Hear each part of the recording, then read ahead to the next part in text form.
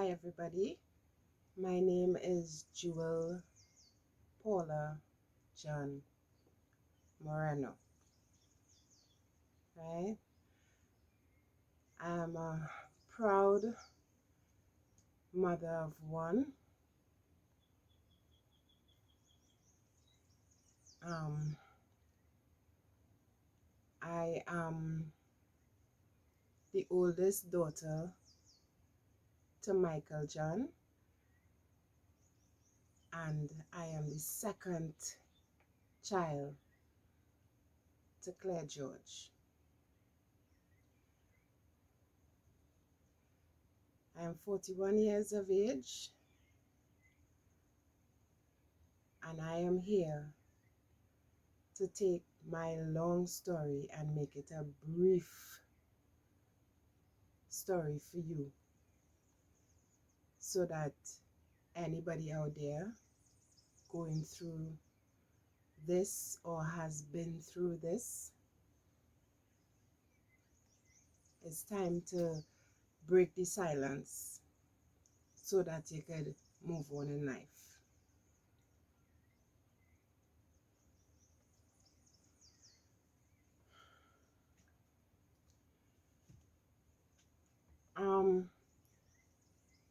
In 2002, I was invited to a party. Trust me, I am still this way. I am not a party person. I'm a home girl. Work, home, work, home.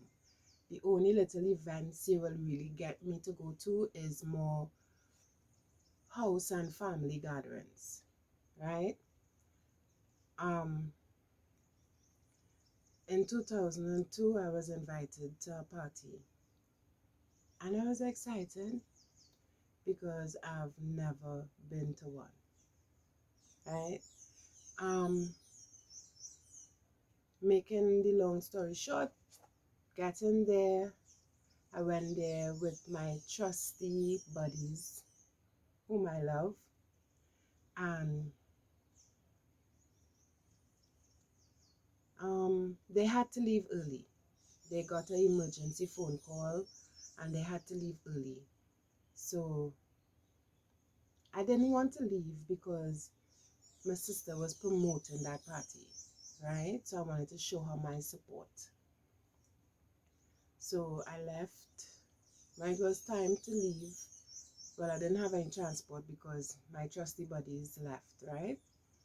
So I walked down to Port of Spain with a crew of people who didn't have any transport. And when I reached my point, they were all standing up with me, but I tell them, go ahead, go ahead.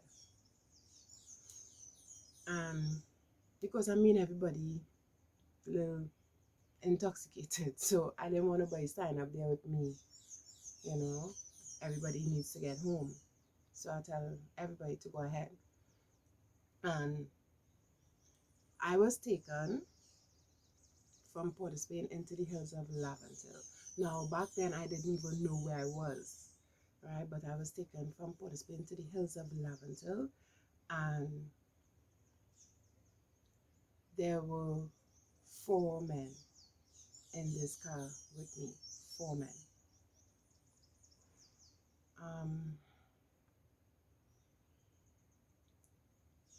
At that point in time,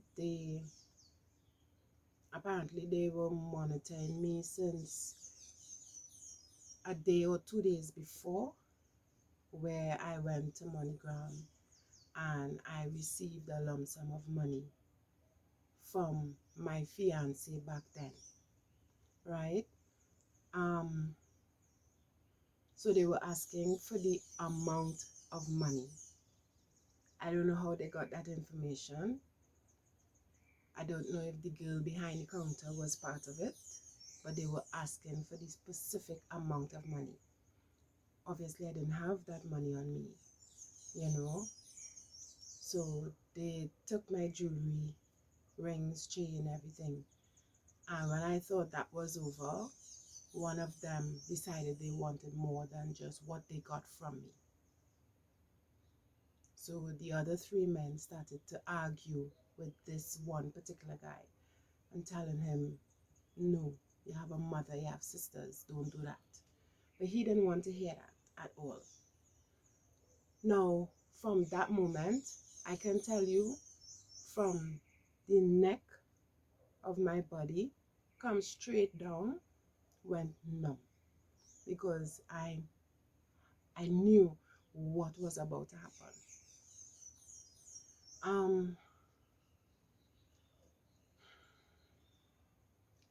Yes, it went numb, and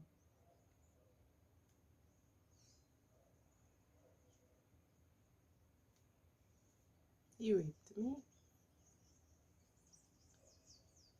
But there was this one guy. He was coming in to the street same time, well, before the rape happened, and this one guy, he old enough to be my father, and the guy hold him up and tell him lie down on the ground and start to search all his pockets and whatnot, and took whatever cigarettes, lighter stuff he had in his pocket. And then, now this is really tough for me to be talking about, especially for the world to hear, but all I remember is that I saw a car light coming, approaching, and he told us to get up because we were lying on the ground. He told us to get up, and he said, walk over in that direction there. Now, back then they had some underground kind of dirt garage, and he made us walk inside of there. Now, it's so dark you had to feel where you're going. And then I felt the end of the, I will call it a tunnel, the end of the tunnel. My hands was against the wall like this, and I felt the guy put his hand, not the rapist. I never got his name. I don't know who you are, but if you're hearing this story, I just want to say thank you, right? He put his hand on my hand like this, and while I am being raped from behind, he squeezed my hand and he whispered, you're old enough to be my daughter, and I will run and I'll get help for you. Now, mind you, I can't feel anything. My body is numb. And I just felt his fingers, because I was squeezing back. So I just felt his fingers pull away from mine. And with that, a car was passing same time. He ran. Now the rapist ran behind him. And I was left in this tunnel alone with no clothes on. So I decided to take that chance. While they running in that direction, I ran in this direction. And I knock on every door and I beg and pleaded for help. No one wanted to open the door for me. But that was okay. Ask me to break into somebody's house now. I have no clue what I'm doing. But back then, in order for me to have any sanity now, I broke in to this house and asked for help. And there was this old woman, splitting image of my father's mother, Ilva John.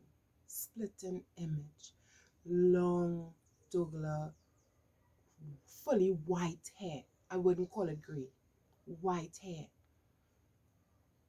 And she hold me and rocked me from side to side and prayed. That woman prayed. That woman prayed. She never asked me what happened. She never asked me what was wrong. That woman just hold me tight in her arms, and that woman just hold me tight in her arms and prayed. That woman just hold me in her arms tight and rocked me from side to side and prayed. And that was enough for me. However, they called the ambulance. If you're hearing a dog barking, please forgive me. That is my neighbor's dog, and he's very out of timing. Right? Yes, that was enough for me. Right? However, they called the police, they called the ambulance, and all I was thinking in my head back then was I just wanted to bathe because I was feeling disgusting. I was feeling nasty. I was feeling dirty. I was feeling, oh, so I just wanted to bathe. And her son was telling her, don't allow her to bathe. Don't allow me to bathe. But she, as a woman, she understood. And all I wanted to do was just get in that bathroom. So as I made one step into the bathroom, that is where you see all the blue lights, red lights, just shining all through the house. And she was like, the hair, come, put back on. Because she gave me clothes to put on. Put back on the clothes.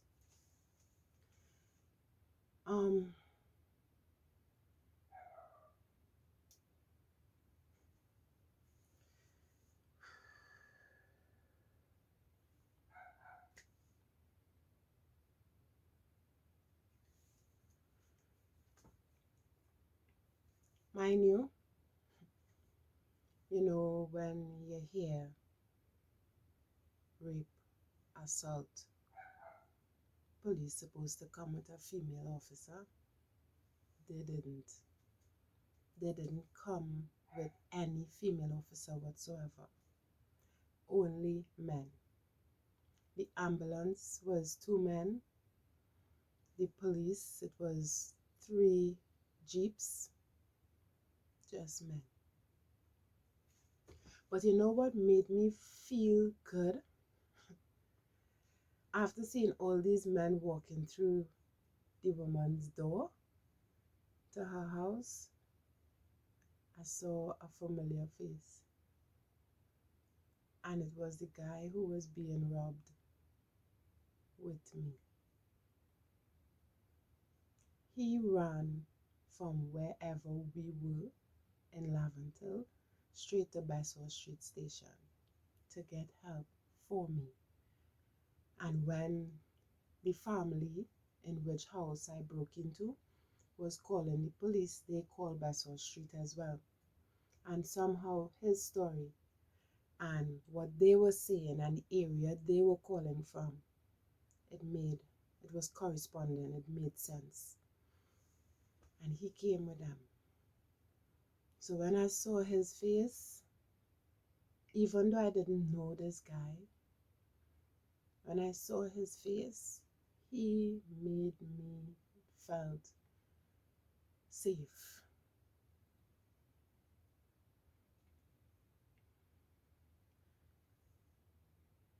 And I live with this in silence for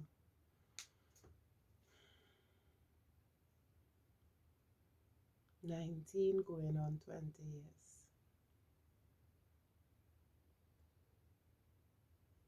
And I come out here today to tell my story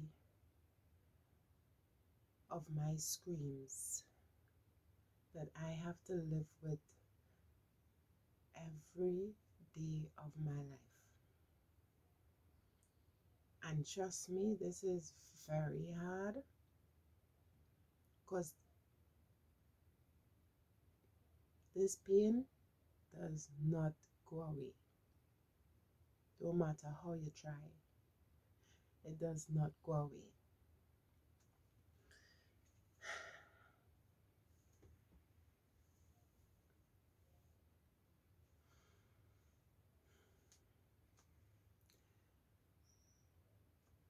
So I tried to commit suicide 4 to 5 times.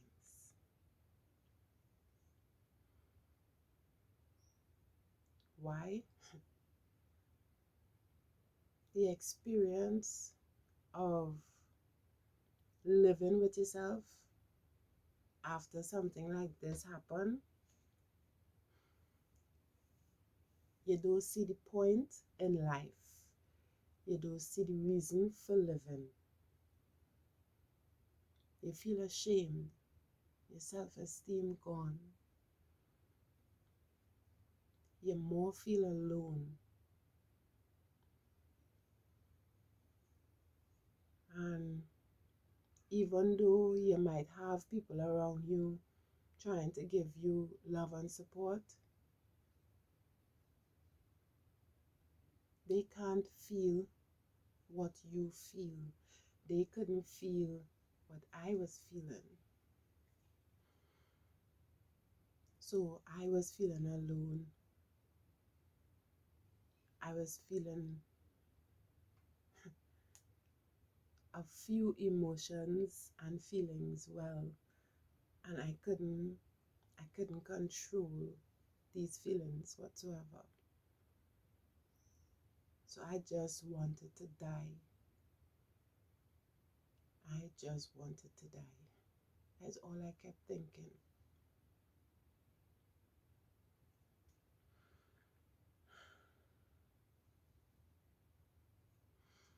Did I have any support system?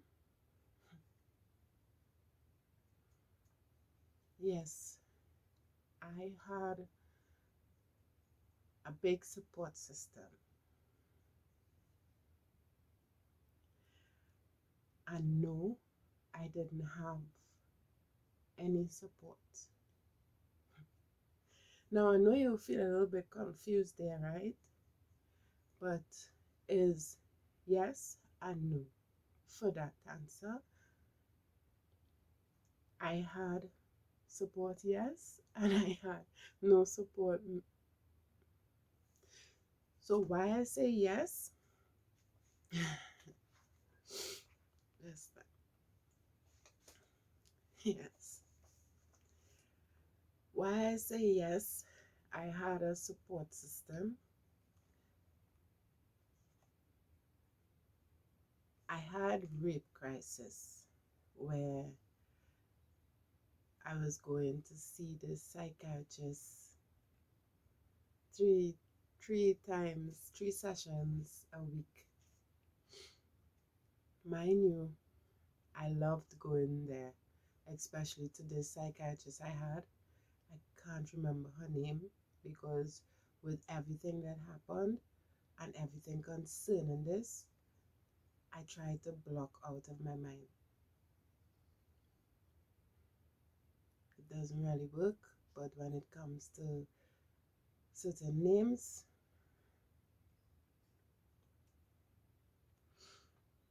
but I had a big support system, right?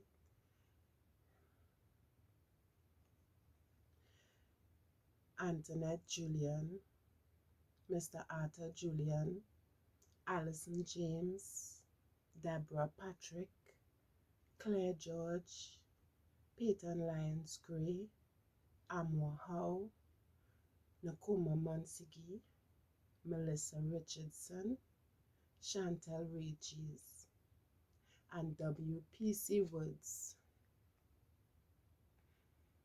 If W.P.C. Woods, if you are seeing this video here, I just want to say a special, special thank you to you, because if it wasn't for your words when I was restrained on the hospital bed after I tried to kill myself multiple times, I don't think I'll be here right now. So I want to say a special thank you to W.P.C. Woods. I have tried to contact this lady, and the last thing I've heard was that they moved her to Tobago police station. If you're seeing this video, please, if you could reach out to me some way, somehow. The reason why I said no, I didn't have a support system, is because who knew of my attack? They didn't really know how to help me heal. No, they didn't really know how to help me heal. But I have to give them props that they tried. Especially Antoinette Julian. That woman is my better half. She's my twin.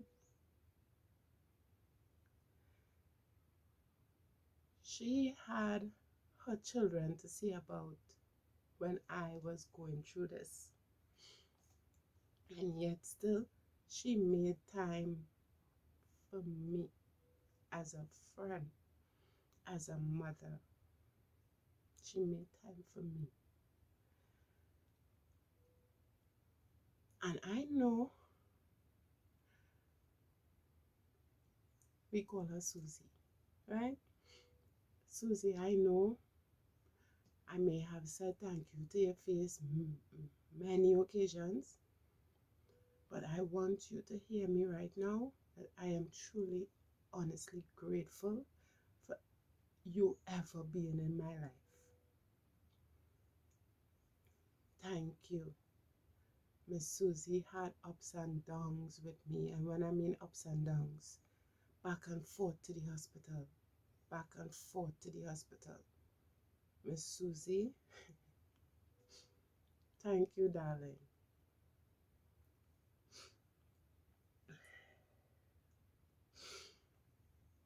Plenty friends and family, and they didn't know about this, and they are just like you. They are now hearing about my story. So that's why I would say no, I didn't have a support system, because I hid it from majority of the world.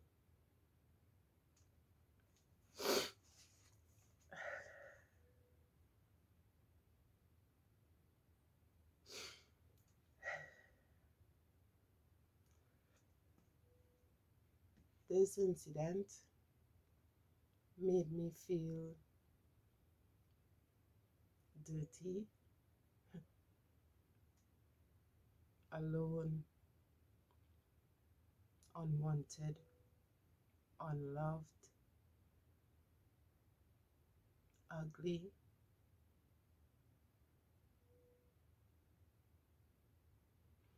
helpless, unappreciated.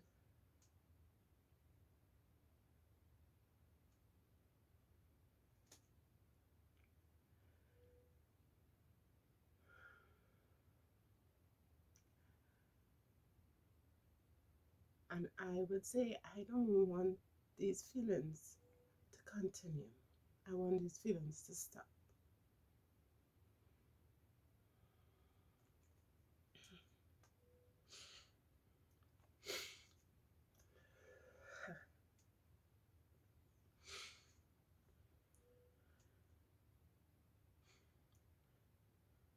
You know how this affect my life?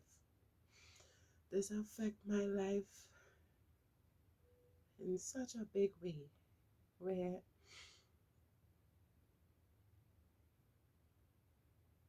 I rather be isolated. I rather be alone.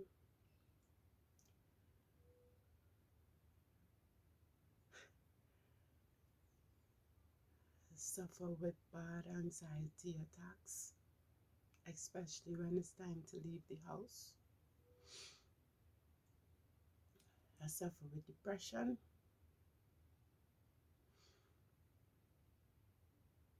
And my way of covering it up is talking shit and laughing. That is my way of covering my hurt and pain.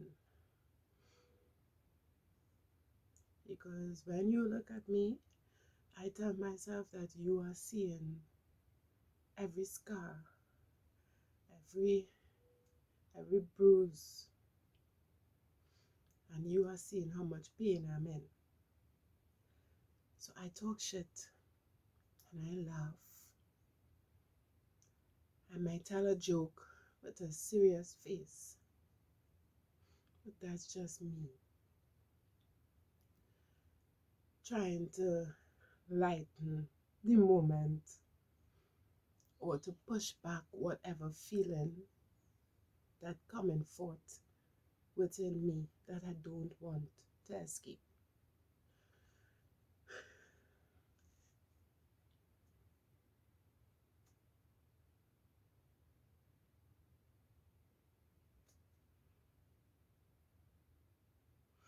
Yes, this still affects me in my life up to this day.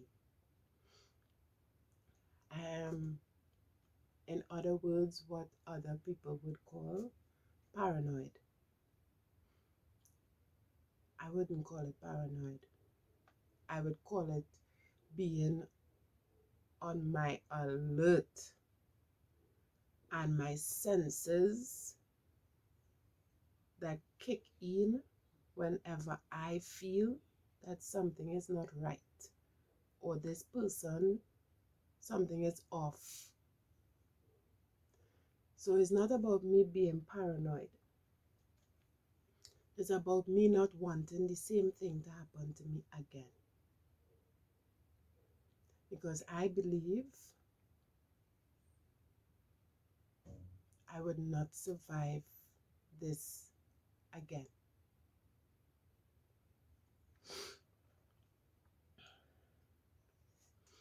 My biggest regret in life is allowing this incident to hold me back from living and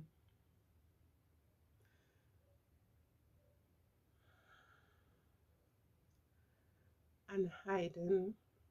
I wouldn't say hiding, and keeping this incident from the one man who I love.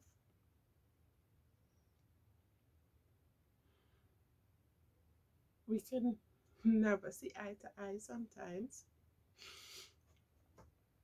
because that's my next half.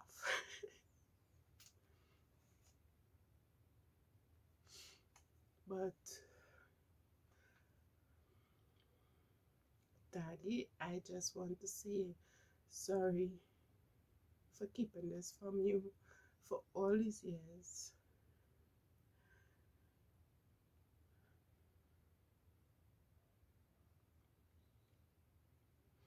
That is my biggest hurt and regret. That the one protector I had, I didn't come out to him.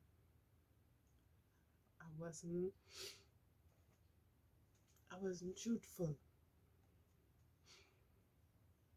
I told him I was in hospital for asthma because I am asthmatic. I told him I was in hospital for asthma. So from since then to now, my father has no clue of why I am always angry, why I'm so aggressive.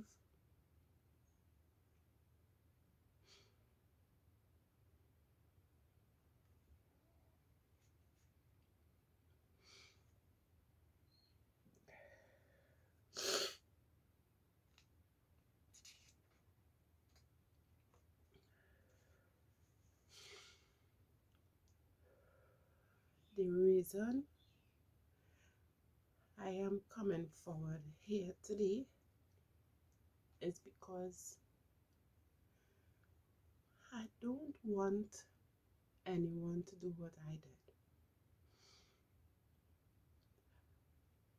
Not saying anything is allowing violence to live on in you as a person and to happen out there to other people.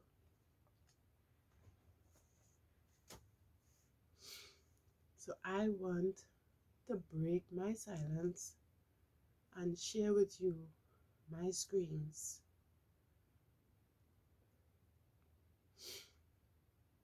Because you may see me smiling, laughing, looking so joyful, but inside I am not. So I am doing this to help anybody else who may have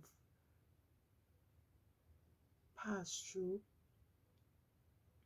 a similar traumatic experience, and to encourage you to talk, say something, even if it's with talking with somebody you trust. Say something. Let your story be heard. You don't have to do what I'm doing, because this took me years. But let your story be heard by somebody you love and trust.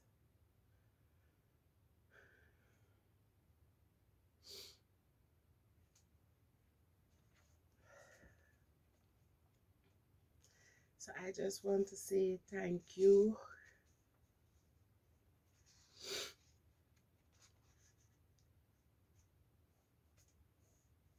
Thank you to my full crew who had my back. And I want to say a special thank you to someone by the name of Pay Anderson.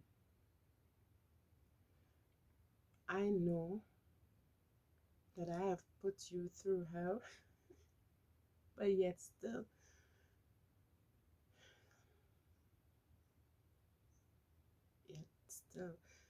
he was there for me. You come and you prayed for me, and you encouraged me in anything that I told you I wanted to do. So I just want to say, for everybody to know, I just want to apologize and say I am sorry to you, and to say thank you for everything that you have done for me. It meant the world, and I would never forget you.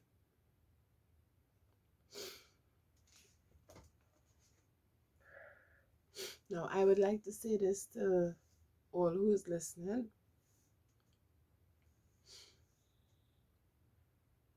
When a woman says no,